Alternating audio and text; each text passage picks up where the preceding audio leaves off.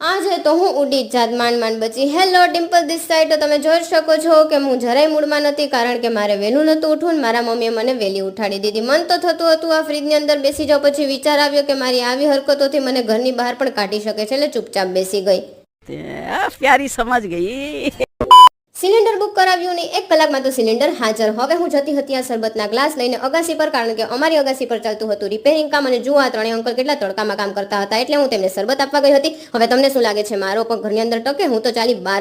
જુઓ કૂતરાની જિંદગી પણ મસ્ત છે યાર, એક મારી જ જિંદગી ખરાબ છે, કઈ શાંતિ નથી. સફોદ તો મને ખૂબ જ ગમ્યો, અને આ બાળકો જુઓ, બાળ પણ કેટલું સરસ હતું, મસ્ત મજાના રમતા, કોઈ ટેન્શન નહીં. હું મારી ફ્રેન્ડ સાથે પહોંચી મહાદેવને મળવા, પણ દરવાજો હતો બંધ, એટલે મેં મહાદેવને દૂરથી જ મળી લીધું. મંદિરેથી રિટર્ન આવતી વખતે હું તો વ્લોગ શૂટ કરવામાં મશગુલ હતી, ત્યાં સામેથી ગાય દોડીને આવતી હતી. મારી ફ્રેન્ડે મને હાથ ખેંચીને બચાવી, બાકી આ તો ઉડી જ જવાની હતી. જુઓ આ બાળકો હજુ પણ રમે છે. અને ઘરે આવીને મેં મસ્ત મજાનો નાસ્તો કર્યો, અને પછી હું પપ્પા સાથે ગઈ બજારમાં શોપિંગ કરવા. રાતના સમયે પણ ભારી ભીડ હતી માર્કેટ.